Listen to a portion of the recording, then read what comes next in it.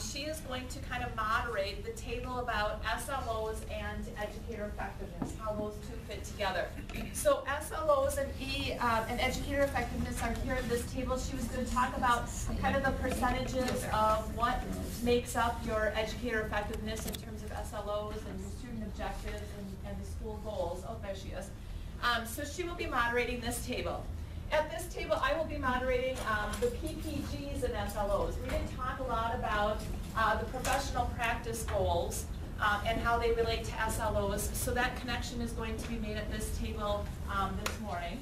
And then we have Steve Williams is going to be joining us and moderating a discussion on SLOs and PDPs and the connection and how you can use SLOs and should be using SLOs if you have to do a PDP and how those could connect and relate.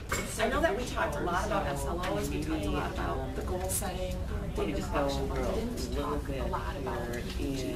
And for next year, for 2014-15, every educator who is going to be using educator effectiveness needs to write a PPG, which stands for professional practice goal. And basically what it is it's what the instructor is going to be doing, what the educator is going to be doing. So the SLO is about your student learning objectives. What do you want your how do you want your students to achieve? You want your students to be able to read more fluently. You want your students to be able to know their math facts. You want and then the PPG is what you want and how you're going to what you're going to do. So for example, in fluency, you may decide that your PPG is going to be researching different fluency programs for best practice. Or you may decide that you want to find an assessment or find 3 different assessments to be using to measure reading fluency. So that's the connection between the two. So that the SLO is about your student outcomes and other. Good morning. Your PPG is about what you're doing as the educator. Examples you gave were things where we're almost like doing research. Yep. Are we also including just the practices we're going to use? Does it have to be something where we're investigating, or can it just be, this is how I plan on bettering myself, so that I can my students reach that better? So how would you be bettering yourself? What would be an example? I have no idea, but this is what the example should be. Were you researching something? It could be that you decide to take a class. It could be that you decide to read a book on the best practices of inquiry-based learning. It doesn't necessarily need to be going out and researching something. It could be reading a book. It could be not just my plan. I guess that's correct. It's something very specific that you're doing in order to achieve your SLO. But, okay, here's an example of what I'm getting at is my goal is for somebody like President Mason to have a teacher by the time they learn. Great. Okay, so my practice would be that I have certain whatever means I use to get them to acceptable, whether it's online practice, how I organize my day. I would probably say that that's still part of your SLO because again, it's what students are doing. Your students are practicing on how I organize my day. Right. Now you may want to. So let's say your PPG could be something like you may look into different ways of organizing, but or researching different ways to organize student practice and how to incorporate different student practice. Might help with the reading comprehension. But it's basically a goal of how you're going to change your instructional practice. But he's looking at a different strategy of how it might help students. And the rationale behind it. Come back to he's getting better at delivery and learning new things. What I was saying was they have the rationale behind why you said it'll be how I change my instructional practice. Yep. And it sounds like what you're getting at is my rationale behind why you're doing what you're doing. Okay. Now again, your SLO is going to be, that's where you're going to be meeting with the principal 3 times a year if you're on your evaluation cycle. So you're gonna meet once to discuss your goal, once mid-year to make sure you're making progress with your goal, and once at the end of the year. Your PPG isn't really ever formally talked about unless you bring it up. So your PPG could be something that an artifact that you use for for your professional responsibilities about how you're growing as a professional, but it's not going to be evaluated in any way. How will we tie it in? That's a good question. I believe that there is a place in Teachscape that is going to be a PPG. I'm not 100% sure of that right now, but it would be just put into Teachscape. And what is Teachscape is the tool that you're going to be using to evaluate. So principals will walk around with some sort of electronic device, and it's like a data warehouse basically. It stores all the information for walkthroughs when principals do them, or for formal evaluations. So it's all of your data. You're gonna upload your goal in there as well. And so it's kind of all. Okay, so Adrian would be able to see that we have that in there. Correct. Yes. Yeah. I think one of the But it's not like we could get into it and say, I could see everybody else. No. You would see your own. And then Adrian would have the rights to the building to see everybody's at the building. for the teacher, we have to follow that material into rather than turning in a binder after this year, everything's on the. Now I'm in Teachscape. So would it make sense that the PPG would go along with your SLO? Yes. Yep. So what I was saying before is your SLO is about what students do. So students would increase their reading fluency. What would you do to improve your instructional practice? That would be your PPG. So whether that be researching different topics, it would be, going to attending a conference, reading a book. So we're not talking a lot of artifacts back then, more of a reflecting. Correct. Yes. Yeah. So then the other appendix E I just had, because it talks about your SLO plan on the front page, and then on the back is kind of the template used for professional practice goal. So it says again, what methods or strategies would you use to support your professional practice goals? So you would have, and again, they have 2 goals, because I believe this was written in 2013. Now that they've gotten feedback from the pilot schools that are using educator effectiveness, they have decided to do only 1 professional goal. So that's why you see 2 there, but they are only requiring 1 professional goal. My feeling is. One per SLO? No, just 1 overall. And then 2 SLOs. So you see SLO number 1 and number 2. Those are, but then practice goal number 1 and 2 is just 1. Is this on that 3-year cycle, or is this every year? This is every year. Every year you'll have goals. Correct. Now we're meeting today as administrators to talk about how this is going to look in practice and kind of put the pieces of how this will look in Germantown.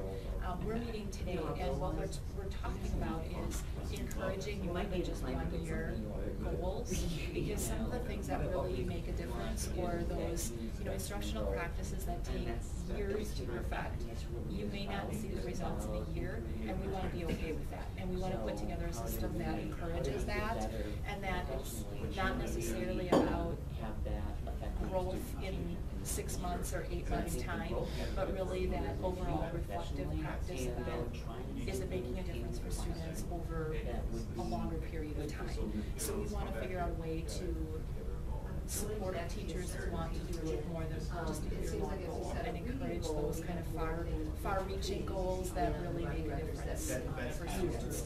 And so we want to figure out a way, the system that would support that, rather than make it, I guess, more of a year-long goal that you may not see as much of a results. Yeah. So. it just doesn't seem like they have Something individual, or could they possibly And again, we have across grade level, everyone is. I think it could be again teams, because if you have a team goal and you decide to read, 3 different books, I see how a PPG could be, you're gonna read book A, you'll read book B, I'll read book C. We were actually talking about doing something. Or, I wanna attend this conference and I'll share my information from that conference with you, and I'm gonna attend a different conference and we'll get together and talk about, so I think it could be blend itself really well to a team goal. Showcase over that period. I didn't try it yet in math yet, but there's something, I think it would be something beneficial if you're especially one thing. Oh, I know. Yeah. And it changes, they just came out now. I thought it was all kind of starting to come together in March, so I went on the website and they're still talking about what's flexible, what do districts have control over, what is kind of consistent, what is the state doing, and what is still undecided. So in March, I thought that they might put together final documents for that, and then now they just came up with a new one in April, just last week. They came up with a new one that, again, they're moving some things from, what they thought was going to be very static and very similar. Now they've moved it to district responsibility or district decision. So it's still in flux, and I thought that they said that March was the final copy of that, and that is not the case. So I'm printing out new things, and it changes all the time. So. Details that they have. What would you look for the CPG as a time frame To articulate it better. There's stuff out there. I remember Monica and I looked at it right after we got it back in our previous SLO. You're not talking about within just a few minutes, not just a few hours, this is an ongoing And Correct, a year, yes. And that's why we want to encourage more of that long-term planning, because, you could read a book and your PPG could be done in a month's time. But we want to encourage those types of instructional practices or changes in instructional practice that will have those longer lasting effects, or, how could we improve practice over the next 3 to 5 years, or, because again, learning and implementing isn't always linear, and we want to recognize that. So, especially for making a goal. Part of this process take a look gives us the time to take it further. Right. Gives us the time to think about, Correct. highlighting.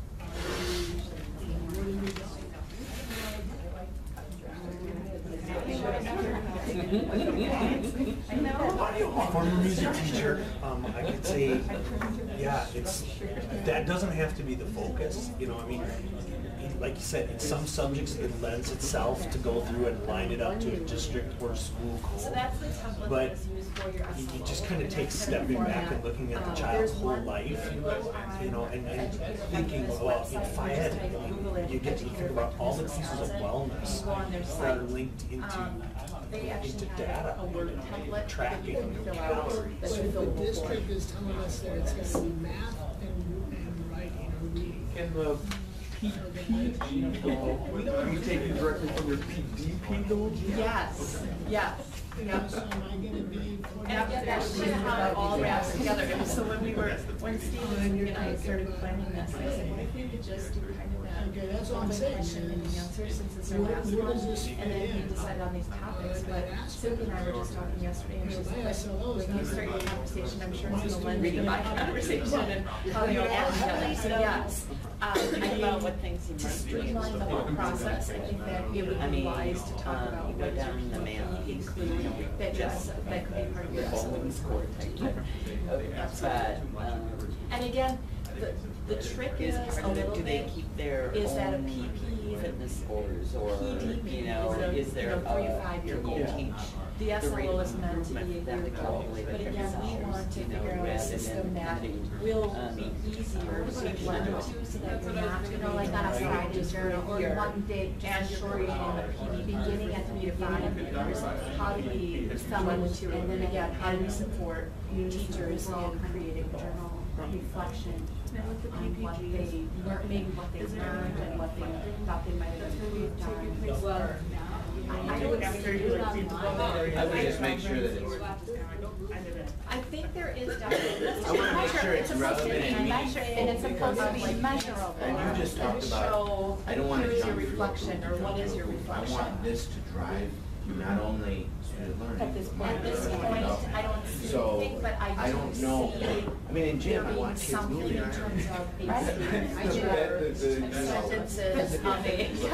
But if you're using it for your I wouldn't debate want or some your- sort of certificate like, okay, let's Absolutely, try to that's do where I something say so you we can can look at measure it, it. because again, that's and another we can artifact to when really use, we should be that doing you're it. not trying to do something separate from the educator effectiveness piece of your evaluation of your 4 domains. Tie this into that, and again, use it as a. Or that, the reflection. The easiest way to do it is to streamline the process, yes. And again, we're meeting today, just to talk about how do we. Wouldn't that be how valuable would streamline. information? We want it to be as So you don't. streamlined as possible too, and how, how can we create a system that's. Maybe you're looking at the. So I was thinking about holding another one of these sessions in May after that, how. You know, another thing too is thinking about how, you know, part of our goal is to make lifelong learners. So the activities physical activities that they don't learn in school, but then as they go out into life beyond school, how are they gonna learn about those? I know. How do they engage in a sport, I know, it's some changing type all of the activity time. they've never done before? You know, what are the resources available about them to learn to? You know, in a lot of cases, they'll be using the internet, they'll be reading about it, you know, they'll be writing about it. There's a lot of data collection in part of like physical fitness, you know, kind of pieces like that. And it's those skills that transfer to life after school that really kind of meet some of our super goals of what we're trying to There was a lot of accomplish. discussion at the director level about, you know, what do you think it's gonna be, how many days it's gonna be, and finally when they put it in print, I think it. And I also Some am a personal trainer, and one thing I do with Scape or how clients and the track you're runners is, submitting and it's your not something that you need to documentation have to may do in change a class, little bit, but you could maybe I don't see the look at it, but I have them keep a journal, and like the track runners will set a goal for the week, whether it's, there's a meet coming up and they have So that's for that meet, or school you know, a Yes. goal for the So workout there's that we do 2 for days each of meet, and then August in at the service end, they, just about they have, educator they write effectiveness. a plan One for their day goal, is and about then they Scape, one day reflect is about on it, the and goal I don't know if process, we need to get that extensive, but that could be something like at the beginning of, you know, a particular fitness unit, maybe well, the grade kids levels would or. write a My goal. problem right now And is it's like a in my sentence, pre-private so we district, take we work a lot of class time. So we rolled it out. And then if the unit's over, a reflection of, So I they can't meet their own understand goal, and then we very small writing piece that you wouldn't have to sacrifice a lot of running around time. You could even need a worksheet that they take home and bring back. And it goes along with that lifelong So I skill, have been because I talking to tell Archie about people who are his starting a fitness his program, you know, adults who haven't had one and they're trying to make it part of their life. Yes. So, It's so I think what it effective maybe to write is, down the some of it can workouts be and seen reflect on your workouts, because viewed in when you groups. look at that And I think calendar I and you might see like do, all these days you know, where there's elementary, nothing, middle, then it school it's as a big motivating too. group So for that's some of also those keeping that introductory lifelong videos. But really, when you get down to teach I was things just kind of piggybacking off of your idea. you wanna see it, you wanna touch it, you wanna just get into it, you wanna log in with your own password. Write a grant and get the dollars and have them track. So we did feel I think that it would be some fascinating for the kids to see and their identity. I'm a little bit concerned.